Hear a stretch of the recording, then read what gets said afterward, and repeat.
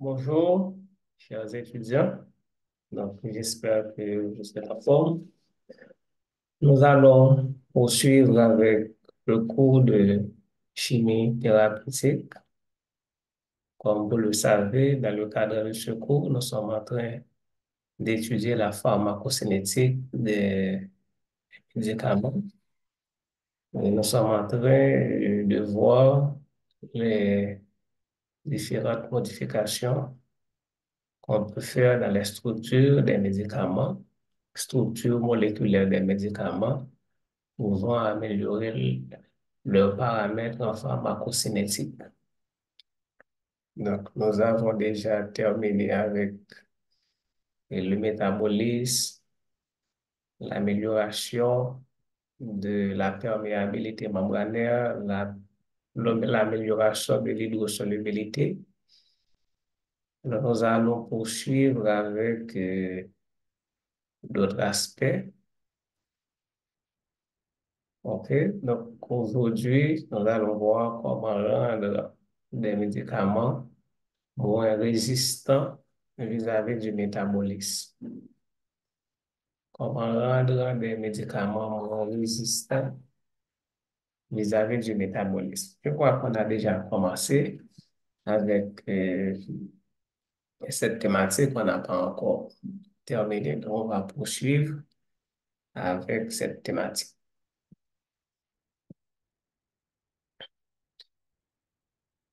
Il existe des médicaments qui manifestent une grande stabilité vis-à-vis de toute biotransformation qui ne sont lentement excrétées. Donc ça, c'est un autre aspect du métabolisme des médicaments. Il y a des médicaments qui sont très vulnérables à la biotransformation. On a vu l'exemple des esters. Donc les esters donc, sont des molécules qui peuvent être facilement hydrolysées dans l'organisme. Donc, les esters ne résistent pas à la biotransformation. Maintenant, il y a d'autres médicaments qui sont très stables, qui sont très stables à la biotransformation, c'est-à-dire des médicaments qui sont difficiles à oxyder, parce qu'il faut se rappeler que le métabolisme du médicament a pour rôle de générer des métabolites plus polaires de manière à excréter avec plus de facilité cette molécule qui est étrangère à l'organisme. Donc maintenant, l'objectif, c'est de rendre la molécule plus polaire en y ajoutant des groupements polaires tels que des groupements hydroxyle, des fonctions cétone ou encore en convertissant les fonctions aldéhyde, fonctions alcool, fonctions les groupements amino, les groupements méthyl en acide carboxylique, de telle sorte que ce médicament, étant devenu très polaire, puisse être éliminé beaucoup plus facilement. Donc, voici un cas. Alors, ce n'est pas un cas. Donc, nous sommes là en train d'étudier des molécules qui résistent à la biotransformation. Et le fait que la molécule résiste à la biotransformation, cette molécule ne va pas être excrétée rapidement. Donc, sa durée d'action sera prolongée. Et si c'est un médicament qui présente des effets secondaires considérables, donc vous allez subir ces effets secondaires pendant tout le temps que passe ce médicament dans l'organisme. Donc, il faut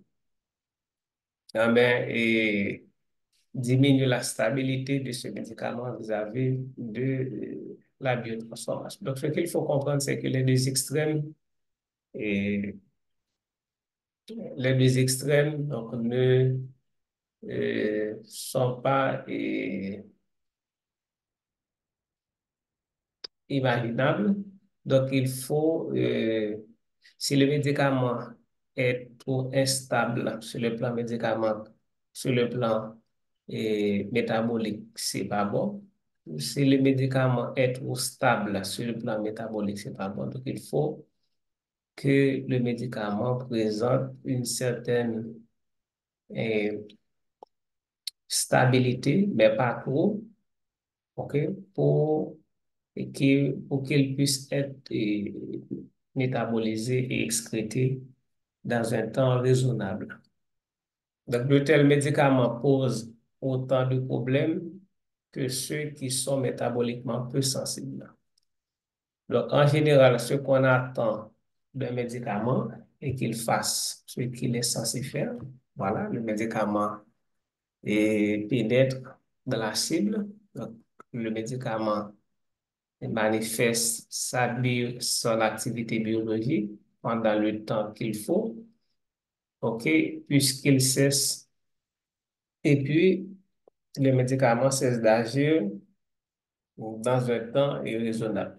Si tel n'est pas le cas, les effets du dit médicament pourront continuer à se manifester bien trop longtemps. Donc, si le médicament n'est pas est stable, très stable vis-à-vis de la biotransformation, ce médicament eh, ne sera pas rapidement transformé. Donc, si le médicament ne se transforme pas, donc ce médicament va passer beaucoup de temps dans l'organisme.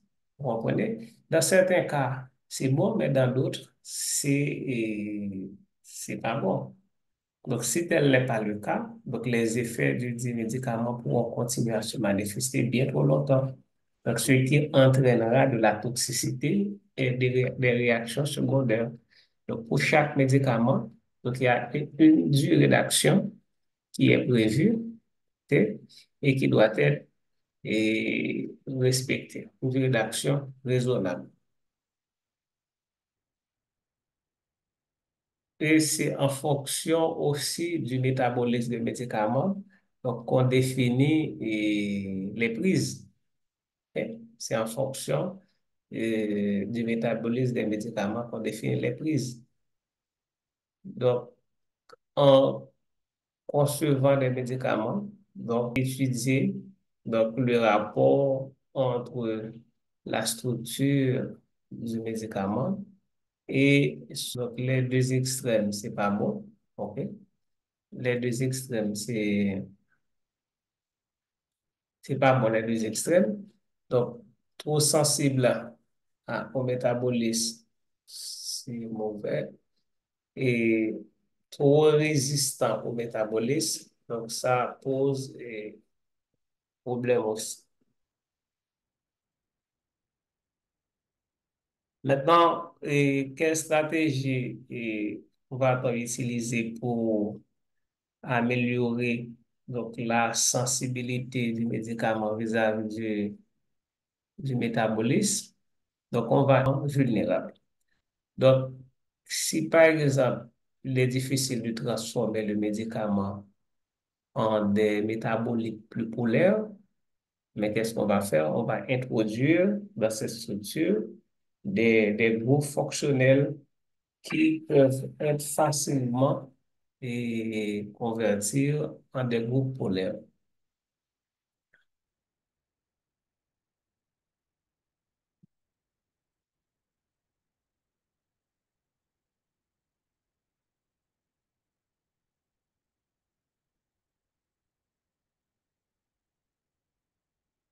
Et avant de continuer, voilà, c'est résolu.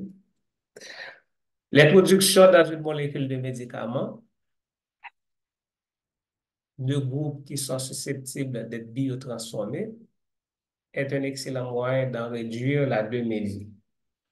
Alors, quand on dit des groupes susceptibles d'être biotransformés, OK? Donc, c'est des groupes qui peuvent être transformés en d'autres groupes plus polaires.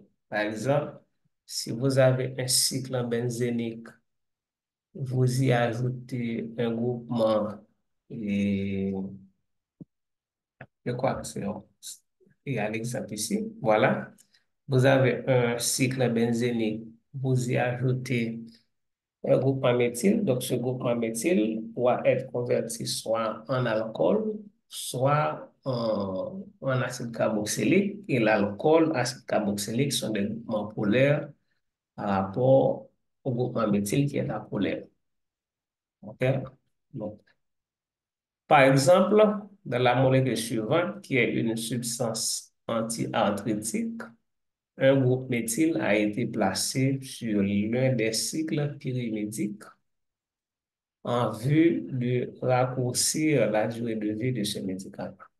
Donc, le dit groupe subit grâce au métabolisme une oxydation en un alcool polaire, voire même jusqu'au stade d'acide carboxylique. Donc, c'est très intéressant et cette modification.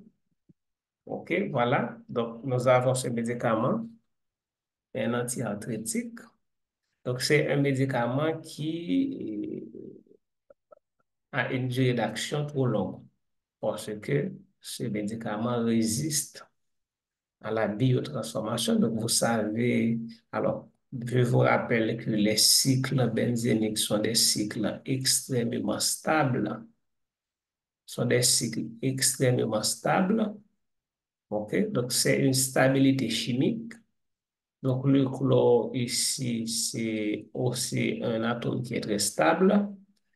Donc, maintenant, étant donné que cette molécule, c'est une molécule qui résiste au métabolisme, donc je rappelle que le rôle du métabolisme du médicament, c'est de le transformer en des métabolites plus polaires, susceptibles d'être éliminer beaucoup plus facilement. Donc, si le médicament résiste au métabolisme, donc il ne sera pas excrété et comme on le souhaite, et par conséquent, le médicament va passer plus de temps que prévu dans l'organisme et les effets secondaires donc, seront ressentis beaucoup plus longtemps.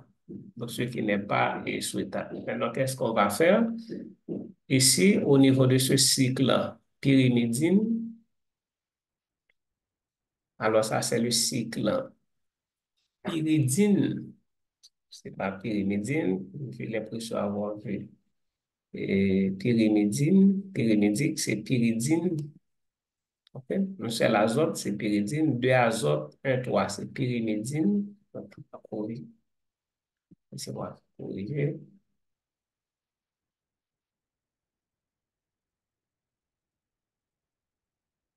Pyridinique.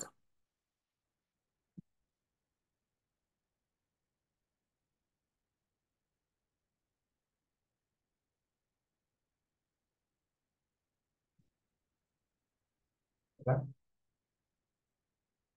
Pyridinique.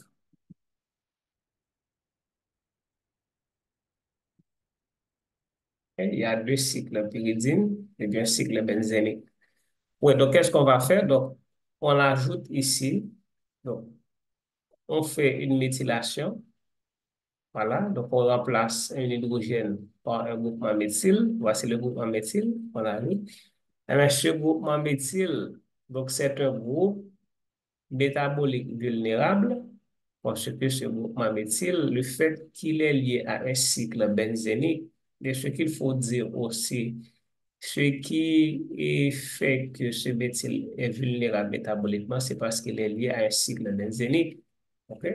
Mais si c'était le groupe méthyle d'un alcane, comme éthyle, comme propane, comme butane, donc ce groupe méthyle ne sera pas métaboliquement vulnérable. Mais le fait que le groupe méthyle est lié à un cycle benzénique, donc ce groupe méthyle devient métaboliquement vulnérable. Maintenant, ce groupe méthyle peut être oxydé en alcool. Donc, l'alcool est de loin plus polaire. Alors, le méthyle, c'est un groupe apolaire. il n'y a pas de dipôle dans le méthyle. OK? Maintenant, en convertissant méthyle en alcool, donc on rend globalement la molécule plus polaire. Donc, en convertissant le méthyle en acide carboxylique, donc on rend encore la molécule de médicament encore plus polaire. Voilà, donc ce groupement donc, va faciliter l'excrétion du médicament, tout simplement parce que ce groupement va être métabolisé en d'autres groupements qui sont plus polaires et la polarité du médicament va faciliter son excrétion urinaire. Comment diminuer la toxicité d'une molécule? On remarque que très souvent, des médicaments sont rejetés lors des essais cliniques en raison des effets secondaires néfastes qu'ils provoquent. Donc, ceci peut être dû à l'apparition de métabolites toxiques, okay? Lors du métabolisme du médicament, il y a formation de métabolites. Les métabolites, je rappelle, sont plus polaires que le médicament qui a été pris de façon à faciliter l'expression urinaire, mais il se trouve aussi que certains métabolites sont très toxiques ou certains métabolites ont des propriétés thérapeutiques très, très intéressantes et dans certains cas, on abandonne le médicament d'origine et on isole le métabolite comme on considère le métabolite et on abandonne le médicament d'origine et on adopte le métabolite en tant que médicament. Et parfois, le métabolite et le médicament d'origine ont des propriétés thérapeutiques différentes. Ok? Donc, ça arrive. Donc, dans certains cas, le métabolite peut être très toxique. Et si le métabolite est très toxique, donc c'est un médicament qui, qui ne pourra pas être commercialisé. Donc, il va falloir faire des modifications dans cette molécule de manière à éviter l'apparition de ce métabolite toxique. Maintenant, dans le cas d'une molécule qui donne naissance à un métabolite toxique, donc il suffit de rendre le médicament plus résistant vis-à-vis du métabolisme. Donc, on peut rendre le médicament plus résistant vis-à-vis du métabolisme. Donc, il est intéressant de vérifier s'il y a dans la molécule l'un ou l'autre groupement fonctionnel qui aurait particulièrement tendance à produire des métabolites toxiques. Voilà, donc on peut aussi vérifier l'existence dans la molécule des groupements fonctionnels donc, qui auraient particulièrement tendance à produire des métabolites toxiques. On sait très bien, par exemple, que les groupements nitro NO2, sur les cycles aromatiques, les groupements nitro sur les cycles aromatiques,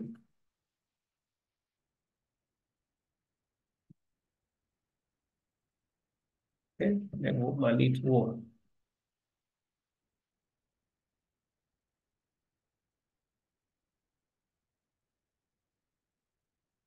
voilà, les groupements nitro sur les cycles aromatiques.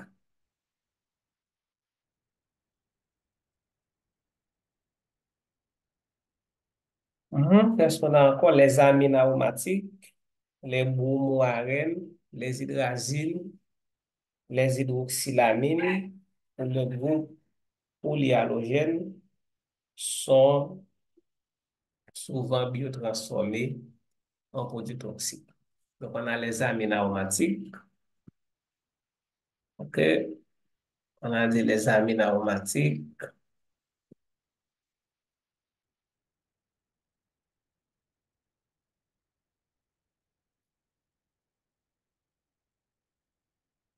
Voilà.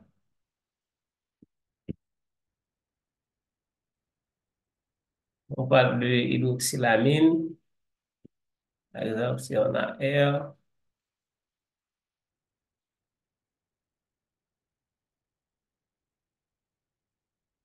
ok, hydrazine, donc on a R.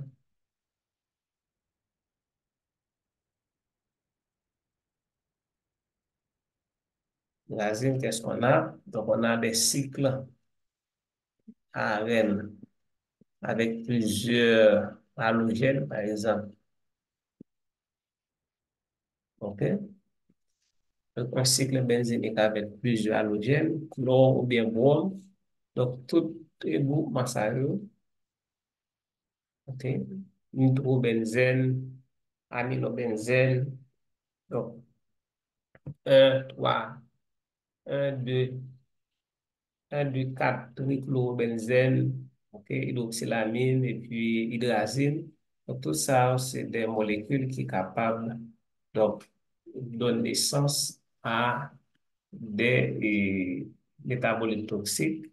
Donc, le pharmacochimiste donc, doit vérifier dans la structure du médicament l'existence de ces groupements et de les modifier ou les remplacer éventuellement afin d'éviter la production de métabolites toxiques. Donc, il est donc clair que de tels groupes non fonctionnels doivent être enlevés ou remplacés. Il est aussi possible de diminuer, voire de supprimer certains effets secondaires en modifiant des substituants apparemment inoffensifs. Par exemple, les substituants halogènes que porte le cycle benzénique de la substance antifongique UK 47 de 65 ont été remplacés par d'autres en vue d'obtenir un médicament moins toxique pour le foie. Donc, ceci aboutit au fluconazole qui fut employé en clinique sous le nom de Diflucan. OK, voilà. Donc, on avait ici, sur ce cycle benzénique, des atomes de chlore. OK, donc, des atomes de chlore qui, on a vu ça ici, et voilà. Les bromoarènes, est-ce qu'on avait parlé de chlore ici? Les groupes polyhalogènes. OK? Donc là, on a des atomes de chlore qui posent problème. Donc, les substituants halogènes que porte le cycle benzénique, voilà, ont été remplacés par des halogènes, par exemple le fluor, par exemple, et fluor, c'est encore un halogène, mais en remplaçant le chlore par le fluor, donc ça a diminué considérablement et la toxicité du médicament. Donc, peut-être que le médicament devient plus polaire, OK? Le médicament devient plus polaire, c'est encore des halogènes parce que le chlore et le fluor, cette liaison est plus polaire que celle du chlore ici, donc ça augmente la polarité et ça peut avoir un effet sur la toxicité du médicament. Bien souvent, le simple fait de changer un substituant de position permet de diminuer ou de supprimer des effets secondaires. Ainsi, par exemple, la substance SB 268552, qui agit comme antagoniste de la dopamine, présente l'inconvénient de réduire l'activité des cytochromes P450. Et les cytochromes P450 sont des enzymes, OK? Les cytochromes P450 sont des enzymes. Donc, cette molécule médicamenteuse qui agit comme antagoniste de la dopamine, donc, présente l'inconvénient de réduire l'activité des cytochromes P450. Maintenant, ça peut donner lieu à des interactions médicamenteuses. S'il y a un médicament, par exemple, qui est aussi métabolisé par les cytochromes P450, si on prend ce médicament avec SB, 2696, eh bien, et l'autre médicament verra son métabolisme diminuer tout simplement parce que SB 2696 52 donc réduit l'activité des cytochromes B450. Donc, en positionnant le groupe cyano-CCN, en positionnant le groupe cyano et à un autre endroit, donc cet effet d'inhibition a pu être supprimé. Voilà et le médicament dont on parle. Donc, le groupe cyano, vous voyez, donc ici, il était fixé à cette position. Donc, qu'est-ce qu'on a fait? Donc, on a changé le groupe cyano de position. Cyano CCN, OK, c'est R, c'est, voilà, c'est L. Donc, on a changé le groupe cyano de position. Et ce changement de position, donc, inhibe l'action de ce médicament sur le cytochrome P450.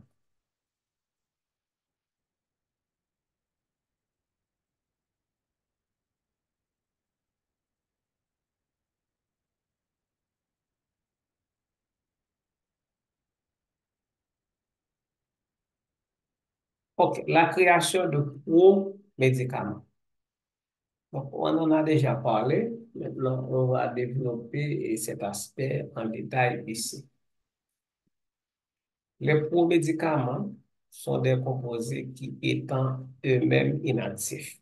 Voilà la première chose qu'il faut retenir sur les pro-médicaments. Donc, les pro-médicaments sont eux-mêmes inactifs, sont transformés dans l'organisme en médicaments actifs. Donc, les pro-médicaments, c'est des médicaments, sont des molécules inactives. Donc, elles deviendront actives après métabolisme, après transformation dans l'organisme. Donc, maintenant, si on prend un pro-médicament et ce pro-médicament n'est pas métabolisé, ne subit pas de transformation, donc ce médicament ne deviendra pas actif, donc il n'y aura aucun effet. Ces substances se sont révélées très utiles lorsque des problèmes de sensibilité vis-à-vis des acides, mauvaise perméabilité membranaire, toxicité, mauvais goût ou demi-vie trop courte du médicament actif devrait être résolu. Donc, on peut faire appel au médicament quand eh bien, vous avez tous ces problèmes avec une molécule. Donc, en faisant intervenir des pro-médicaments, le pharmacochimiste tire profit des réactions de biotransformation des médicaments. OK? Donc, ce qu'il faut retenir ici, c'est que les pro-médicaments sont inactifs. Donc, le pro-médicament doit être métabolisé pour devenir actif. Donc, du coup, on peut l'utiliser pour améliorer sa perméabilité membranaire ou améliorer divers paramètres pharmacocinétiques. Lorsqu'on cherche à concevoir des pro-médicaments, il est important d'être sûr que le pro-médicament imaginé sera effectivement transformé en sa forme active. C'est très important. On parle d'une molécule qui présente un problème. On prend par exemple un médicament qui gagne en fonction alcool. Fonction alcool, ça fait de médicaments, ça, un médicament très polaire. OK? On prend le cas d'une molécule qui est en fonction alcool. Et laissez-moi prendre un exemple.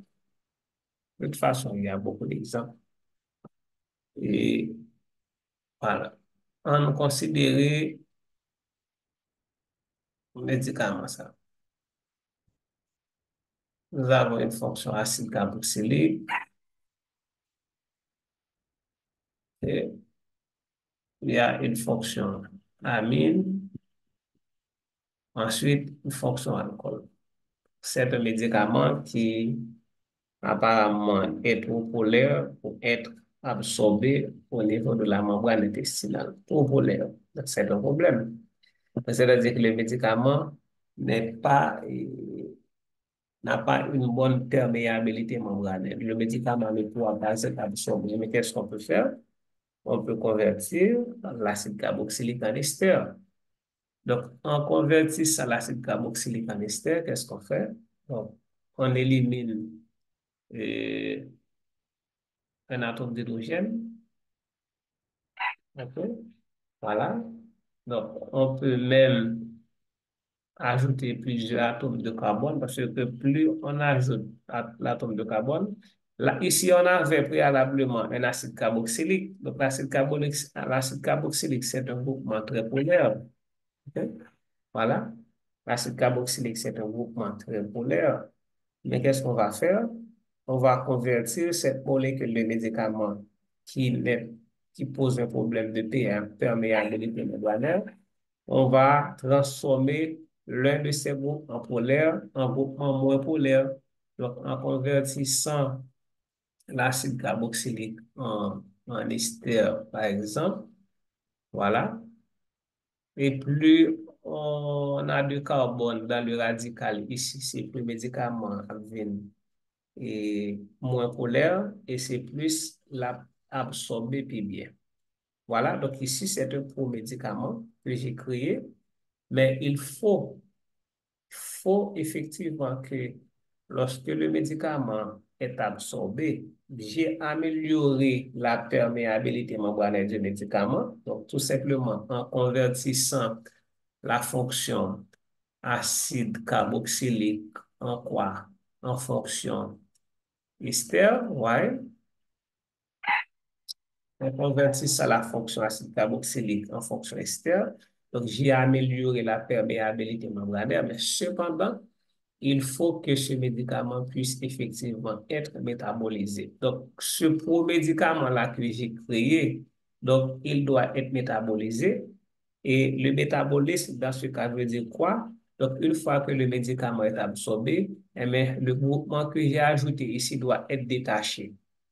OK? Ce groupement doit être détaché pour régénérer et dans le sang eh bien, l'acide qui lui-même et l'acide et cette fonction que j'ai transformée en ester. Donc, il doit être régénéré à l'intérieur de l'organisme parce que le pro-médicament est inactif. Donc, le pro-médicament que j'ai créé ici est inactif. Pourquoi? C'est parce que ce groupement fonctionnel, c'est un groupement fonctionnel. L'acide carboxylique, c'est un groupement fonctionnel extrêmement important pour l'établissement des liaisons, des interactions avec la cible thérapeutique. Donc, le fait de transformer ce groupement en ester, eh bien, le médicament perd sa capacité à se lier à la cible. Maintenant, lorsqu'on prend un médicament, ça, qui s'est passé? Donc, médicament doit être métabolisé dans l'organisme. Le métabolisme veut dire quoi? C'est que ce groupement doit être détaché du médicament pour la reconversion, pour la régénération de l'acide. Donc, ça qui prend rebaille et molécule là, donc sa propriété thérapeutique. Donc, voilà ce qui est dit dans le texte. Après, s'il le faut, on a retourné.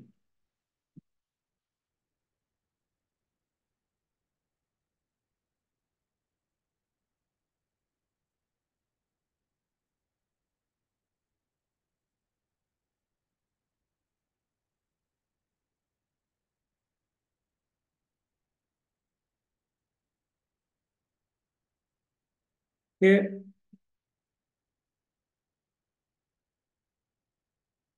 lorsqu'on cherche à concevoir des pro-médicaments, il est important d'être sûr que le pro-médicament imaginé sera effectivement transformé en sa forme active dès qu'il aura été absorbé dans le compartiment sanguin.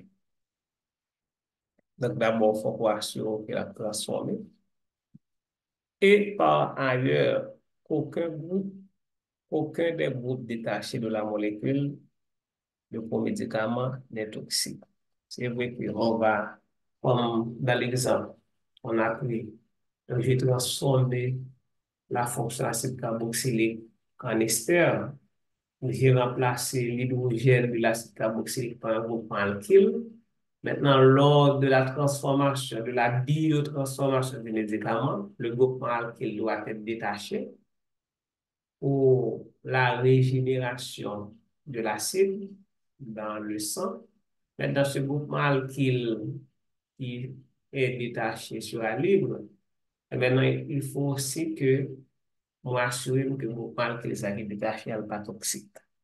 Donc, ou bien doit essayer de résoudre un problème et puis on peut créer un autre problème aussi. Donc, ma pour résoudre un problème de perméabilité membranaire et puis voilà que je vais augmenter la toxicité médicaments parce que médicaments, pour médicaments, les vins un métabolite qui est toxique. Donc, il faut veiller à ce que le groupe détaché ne soit pas toxique. Et il faut aussi veiller à ce que donc, le médicament soit métabolisé dans l'organisme.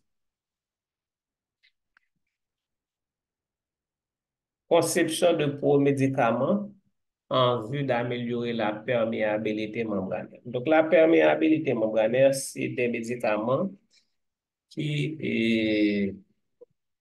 et l'amélioration de la perméabilité membranaire, on vient à dire, c'est des médicaments qui sont trop polaires, okay? Des médicaments qui sont trop polaires, donc qui ne peuvent pas, dans ce cas, traverser la membrane plasmique en raison de sa nature lipidique ou encore de son hydrophobicité, de sa lipophilie. Les pro-médicaments se sont avérés très intéressants lorsqu'il fallait masquer temporairement. On a bien dit temporairement, ce n'est pas définitivement. Temporairement, un groupe fonctionnel inopportun, c'est-à-dire un groupe qui est fort important pour assurer l'ancrage du médicament à son récepteur, à sa cible. C'est un groupe qui est important pour la fixation du médicament à sa cible, OK? Mais qui gêne le passage du médicament à travers des membranes plasmiques. Donc, vous avez un groupe fonctionnel dans le médicament qui est important pour l'activité biologique du médicament, mais ce groupe fonctionnel eh bien, rend le médicament trop polaire et par conséquent, compromet donc son absorption.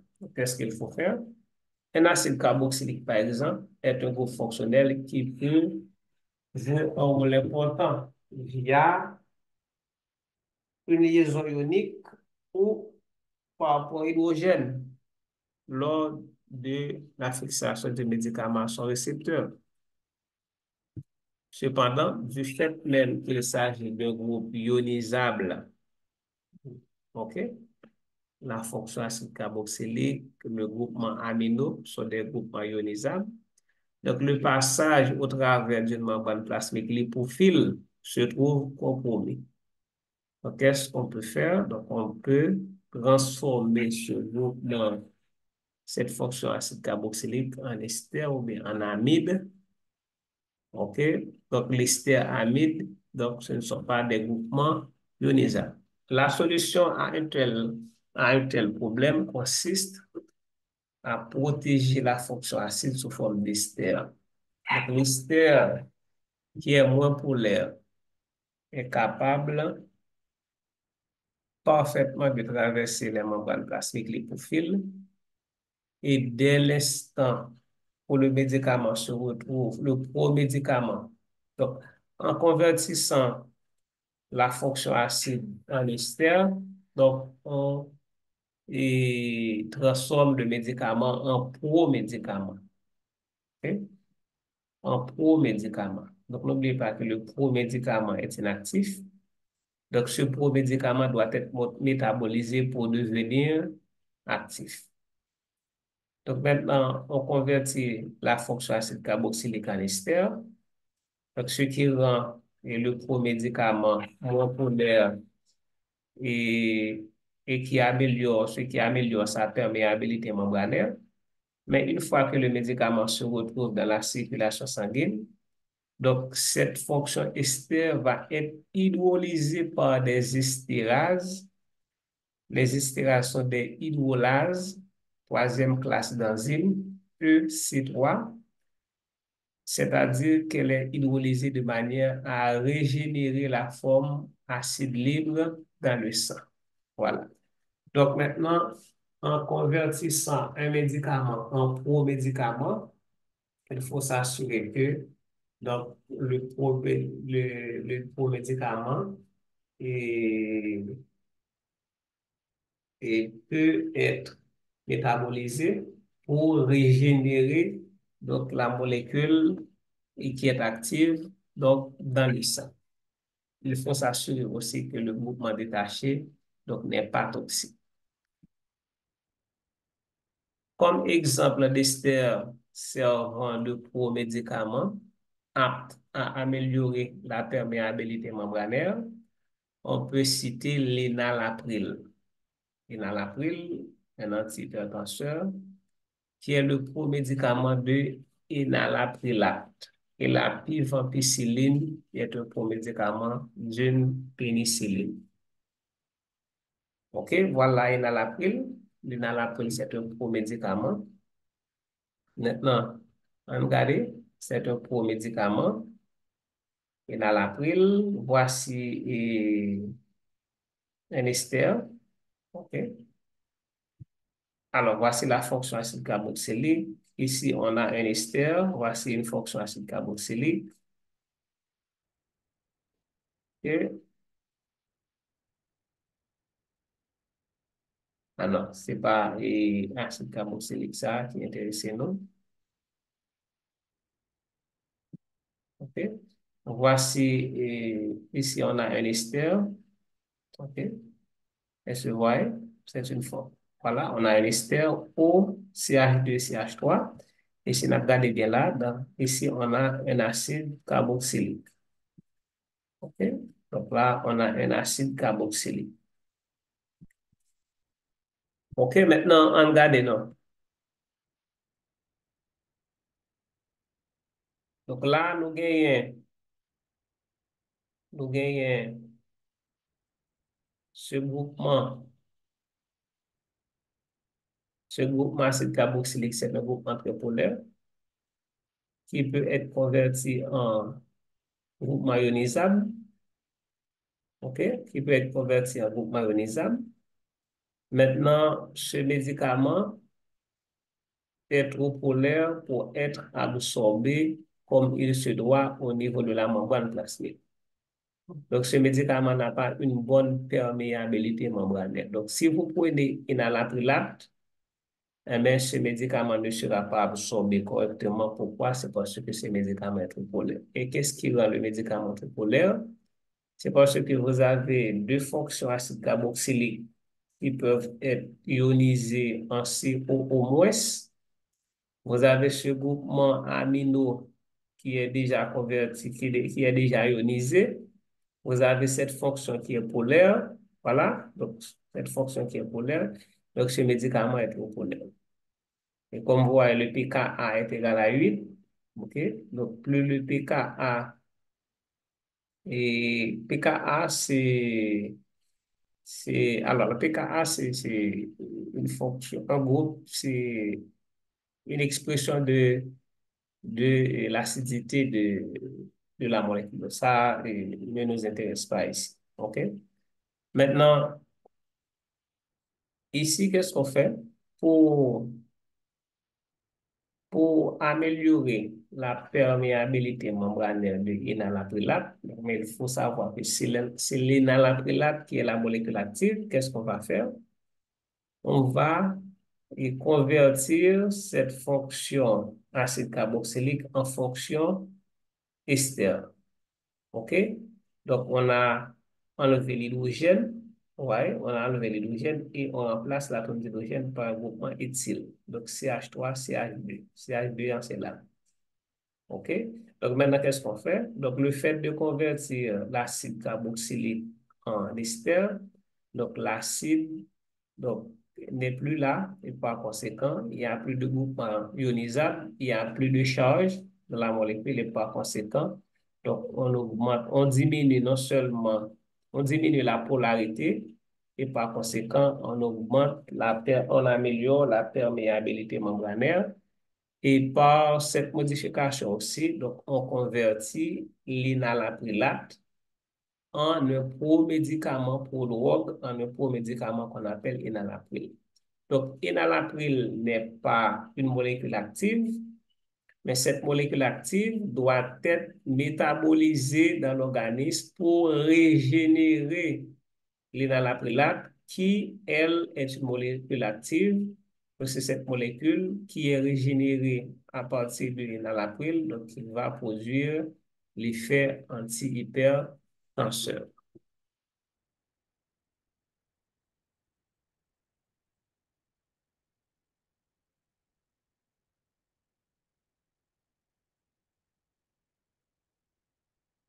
OK? Donc, voyons l'autre exemple. Pivampicilline. OK? On a pivampicilline. Donc, ici, on a l'ampicilline. Donc, vous voyez, dans l'ampicilline, il y a une fonction acide carboxylique. Fonction acide carboxylique qui pose problème. OK? Donc, maintenant, qu'est-ce qu'on va faire? Donc, on va convertir cette fonction acide carboxylique en ester. Donc, en convertissant la fonction acide carboxylique en ester, donc, et on obtient un pro-médicament qui s'appelle pivampicilline. Mais quand on absorbe, quand on prend la pivampicilline, eh bien, et cette pivampicilline va subir, euh, va être métabolisée en ampicilline. Donc, il y aura détachement de ce groupement qu'on a ajouté préalablement. OK, pour pouvoir libérer cette fonction acide, voilà, mais ça doit se faire dans le sang. Ça ne doit pas se faire dans le tractus gastro-intestinal. Si acide là régénéré dans le tractus gastro-intestinal, le médicament pas absorbé. Parce que ce qu'on veut faire, c'est améliorer la perméabilité membranaire. Donc, c'est lorsque pour médicament fin traverser membrane plasmique là, il est dans le sang, à ce moment, il est capable de dire, bon, mon cher, ou te permettre de traverser membrane plasmique là. Donc, comme on rend moins inactif, eh bien, merci, ou mettre aller, on n'a pas de problème, on a la forme actif. Donc, ici, on a valacyclovir, encore, et dans le cas de valacyclovir, regardez qu'est-ce qui est fait comme modification. OK, qu'est-ce qui est fait? Et voilà, donc on a un groupement amino ici. OK, on a un groupement amino. Voilà, donc on a ici une fonction alcool. Voilà, dans la valacyclovir, voici la molécule active. Ici, c'est la molécule active. OK, vous voyez bien? C'est la molécule active. Donc, cette fonction alcool, eh bien, li rend médicament, li by médicament, yon faible en perméabilité membranaire, eh bien, qu'est-ce qu'on va faire? On va cacher la fonction alcool. Eh bien, nous convertir fonction alcool là en fonction ester. Donc, nous faisons alcool là réagir avec l'acide carboxylique, les convertir en ester. Maintenant, valacyclovir, c'est le pro-médicament de acyclovir. Pivampicilline, c'est le pro-médicament de ampicilline. Enalapril, c'est le pro-médicament de ampicilline. OK? Maintenant, en transformant cette fonction alcool en ester, voici la fonction ester. Donc, on obtient un promédicament qu'on appelle le valacyclovir. Maintenant, lorsque nous absorbons, nous prenons valacyclovir, valacyclovir n'est pas actif, mais valacyclovir doit être converti en acyclovir dans le sang. Ce n'est pas dans le tractus gastro-intestinal, c'est dans le sang. OK?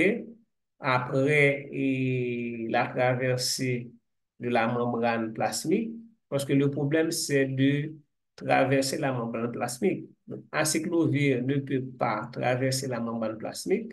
On le convertit en promédicament qui peut aisément traverser la membrane plasmique. Donc, une fois que valacyclovir traverse la membrane plasmique, donc valacyclovir va être métabolisé pour régénérer acyclovir à l'intérieur dans le sang, parce que c'est acyclovir qui est la molécule active. Donc, valacyclovir, c'est au médicament de acyclovir. Des esters en guise de promédicament. Les esters ne sont pas toutes hydrolysées avec la même efficacité. Donc, c'est évident. Ça va dépendre du groupement R. OK? De sorte qu'il est parfois indispensable d'essayer toute une panoplie d'esters pour trouver celui qui convient le mieux. Il est possible de rendre des esters plus sensibles à l'hydrolyse en introduisant des groupes électroattracteurs dans la portion alcool. Alors, dans la portion alcool, si par exemple, c'est en fonction acide carboxylique qui a un problème, si c'est en fonction acide carboxylique, dans un médicament qui a un problème, donc à ce moment, on peut ajouter un groupement électroattracteur qui a amélioré et hydrolysant, parce que si on a un acide carboxylique, on va convertir en ester, donc on va faire réagir avec un alcool. Maintenant, dans la partie qui dérive de l'alcool là, on peut ajouter des groupements électroattracteurs qui pourraient améliorer l'hydrolyse de la fonction ester.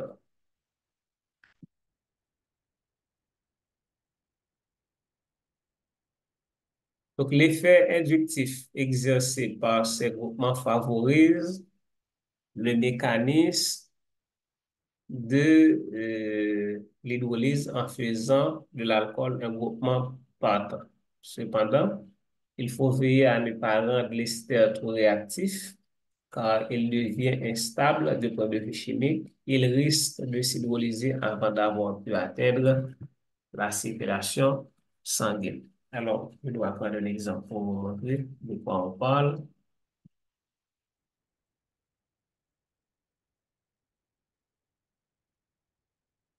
Avant de poursuivre.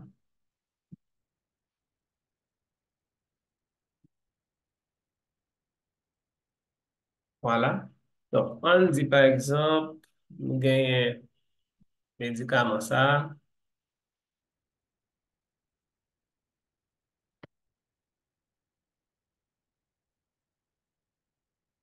OK.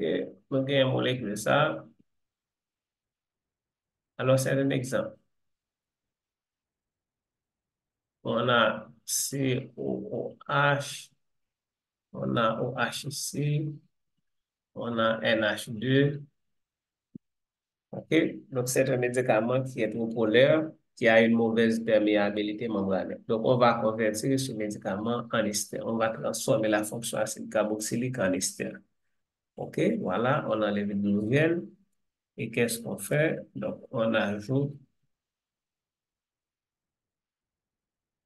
on ajoute un groupement R, par exemple. Voilà, on convertit ce médicament en ester. Donc, l'ester, c'est un pro-médicament. Maintenant, ce qu'on peut faire, donc, pour faciliter l'hydrolyse de la fonction ester, donc, on peut ajouter sur R des groupements électroattracteurs. Par exemple,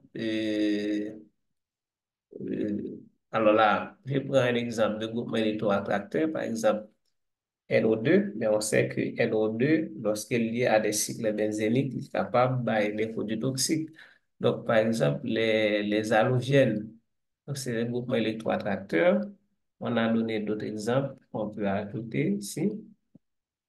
Voilà, et CF3 et COOR, donc OCH2, donc tous ces groupements sont des groupements électroattracteurs.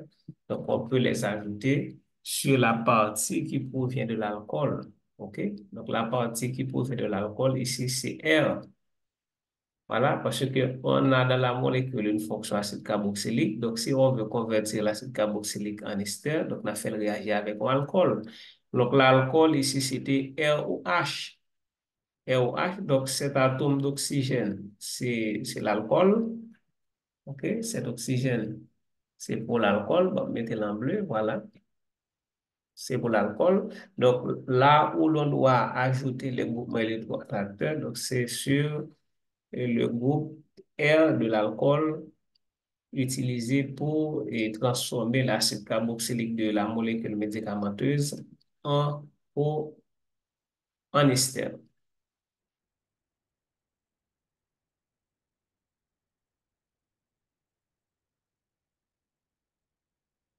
OK? Donc, on poursuivons.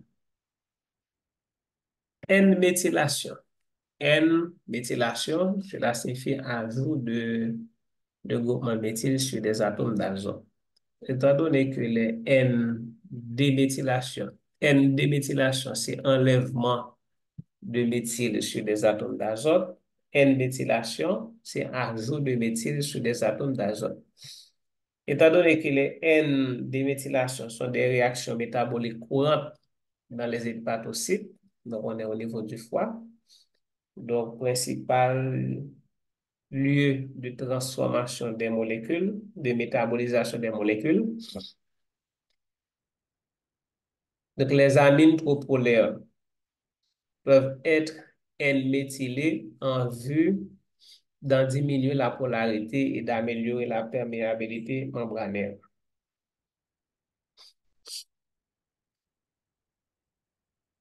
Plusieurs hypnotiques et antiépileptiques ont été conçus par cette réaction en mettant cette réaction à profit.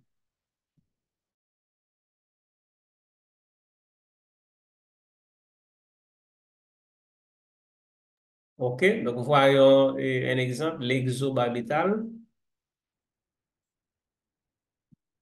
OK, donc voilà. Donc maintenant, vous avez un atome d'azote. Et un exemple, on a R NH2. Le groupement NH2 rend le médicament trop polaire. Donc, si le médicament est trop polaire, donc il aura des difficultés à traverser la membrane plasmique.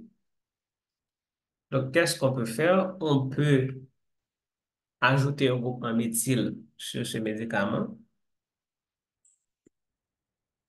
Voilà, on va ajouter un groupement méthyle. On ajoute un groupement méthyle.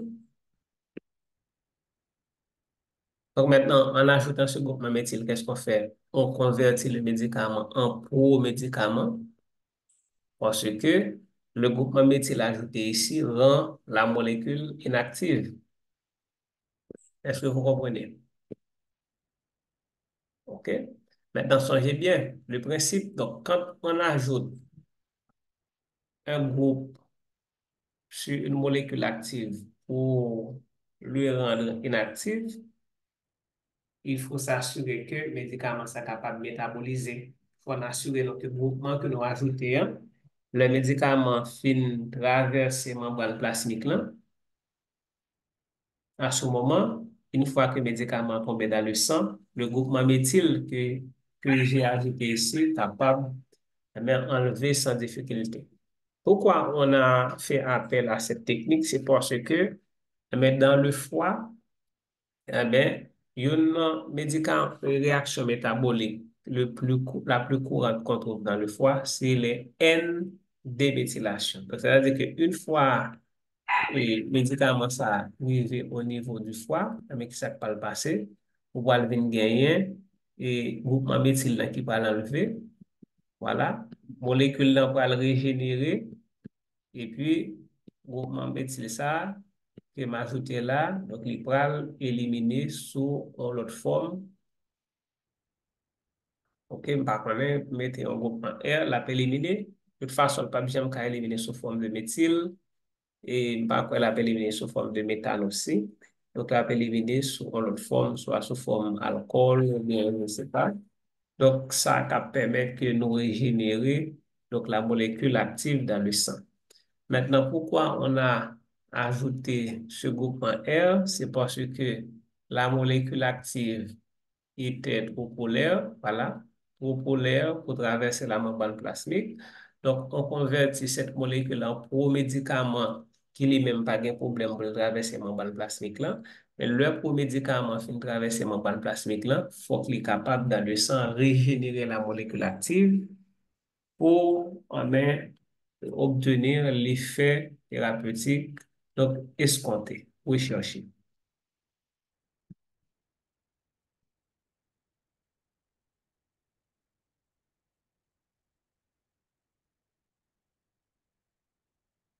Voilà. Donc, n'hésitez pas à poser vos questions dans la rubrique commentaires.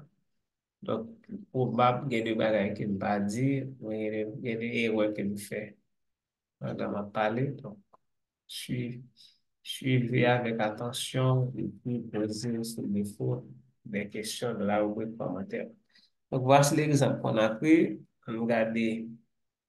Voilà. Donc, vous voyez ici, donc on a un atome d'azote. Donc, qu'est-ce qu'on a fait? Donc, on a ajouté un groupement méthyle.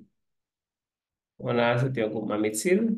Donc, une fois qu'on absorbe ce médicament, donc le groupement méthyle ajouté ici réduit la polarité du médicament. Donc, le pro-médicament pourra être plus facilement être absorbé au niveau de la membrane plasmique. Mais une fois que le médicament est absorbé, donc, un ce groupement méthyle va être enlevé pour régénérer la molécule active. Donc, pourquoi on a ajouté le groupement méthyle? C'est parce qu'on a constaté que mais les N déméthylation, c'est-à-dire enlèvement de groupement méthyle lié à un atome d'azote, donc sont des réactions métaboliques courantes dans les hépatocytes. Donc, par conséquent, donc, on met à profit donc, cette réaction métabolique pour faciliter l'entrée, l'absorption, pour améliorer la perméabilité membranaire des médicaments qui renferment dans les structures des groupements aminaux. La stratégie du cheval de Troie pour la mise à profit des protéines de transport. Une autre manière de contourner le problème de la perméabilité membranaire est de faire appel à un pro-médicament qui puisse tirer profit des protéines de transport qui se trouvent dans la membrane plasmique. Donc, n'oubliez pas que l'un des rôles de la membrane plasmique, c'est d'assurer le transport et à travers, c'est d'assurer le transport au niveau de la cellule. C'est-à-dire permettre à des molécules d'entrer dans la cellule, permettre à des molécules de sortir. Et les protéines jouent et participent à ce rôle. Donc, les protéines de transport, comme notamment celles qui sont responsables du transport des acides aminés vers l'intérieur de la cellule. Donc, la plupart des acides aminés sont des acides aminés polaires et ces acides aminés donc, doivent traverser à travers des pores. OK? Et ces pores ne sont autres que des protéines. L'exemple le mieux connu d'un tel promédicament est celui de la lévodopa, promédicament de la dopamine. OK? N'oubliez pas, lévodopa, c'est promédicament de la dopamine. Donc, lévodopa est inactif en tant que promédicament, mais dopamine, qui est la molécule active, est, est- dopamine, c'est la molécule active. La levodopa est le pro-médicament d'un neurotransmetteur appelé dopamine. Et cette substance est le médicament de choix dans le traitement de la maladie de Parkinson, laquelle est essentiellement due à une déficience en ce neurotransmetteur, c'est-à-dire en dopamine. On ne peut pas faire appel à la dopamine. Donc, si effectivement une déficience en dopamine est à l'origine de la maladie de Parkinson, et pourquoi ne pas donner la dopamine directement au malade? Et pourquoi on ne peut pas le faire? Parce que la dopamine est trop polaire pour traverser la barrière hémato-encéphalique. Donc, on est au niveau du cerveau. Trop polaire pour traverser la barrière hémato-encéphalique. C'est une membrane qui est de nature lipédique. Donc, quand la molécule est trop polaire, donc, il n'est pas capable de traverser la membrane hémato-encéphalique là.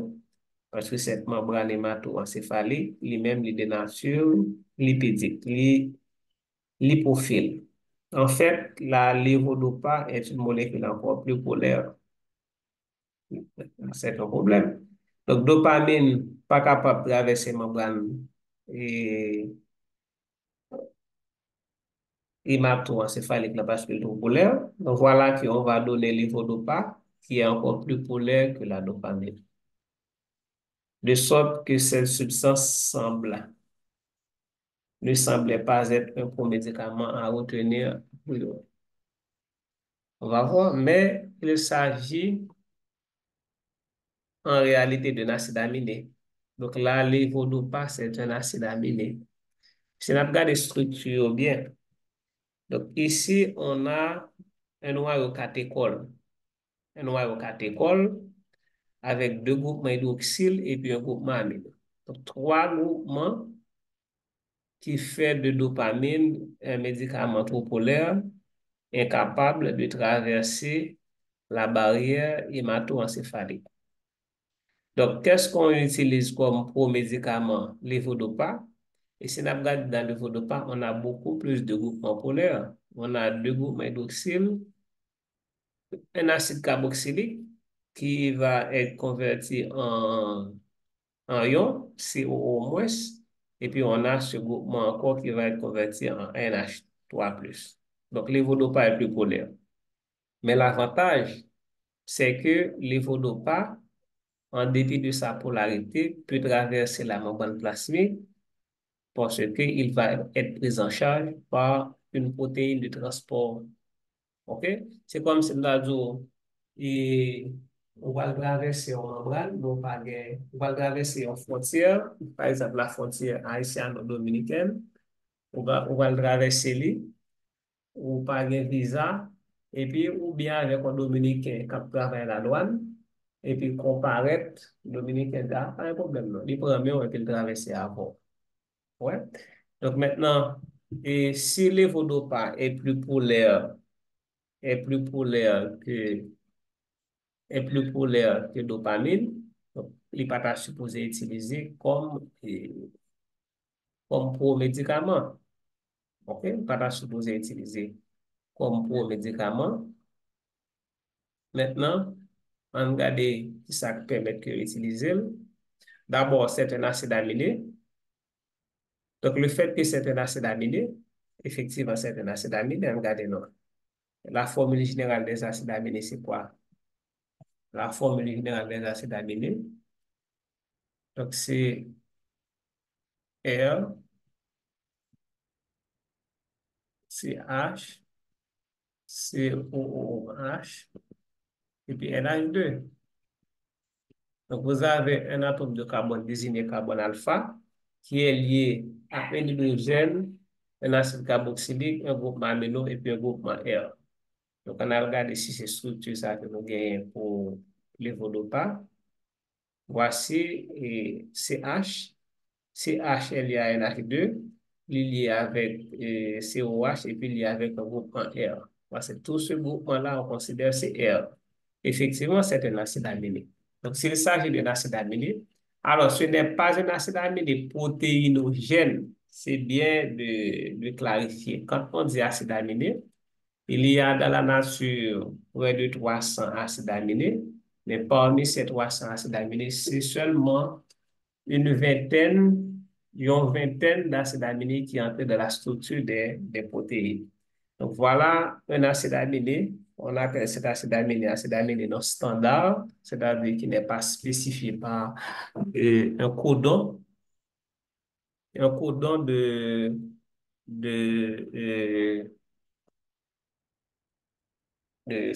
ce tableau-là du code génétique, un codon du code génétique. C'est un acide aminé, certes, mais on n'allait pas retrouver cet acide aminé de la structure des protéines.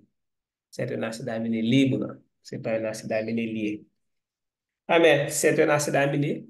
En tant qu'acide aminé, donc il sera reconnu par la protéine membranaire qui est chargée de faire entrer les acides aminés dans la cellule. C'est ce qui est mis à profit ici. Mais il s'agit en réalité d'un acide aminé, donc lequel pourra être reconnu et accepté par les protéines, voilà, par les protéines chargées de véhiculent des acides aminés au travers de la membrane plasmique. Dès que la barrière aura été franchie, une enzyme, en l'occurrence une décarboxylase, s'empresse d'enlever le groupement carboxyle, ce qui génère in situ la dopamine.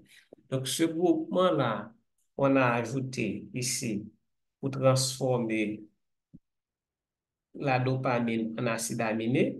Donc, une fois que donc, la levodopa pénètre dans la cellule, qu'est-ce qui va se passer?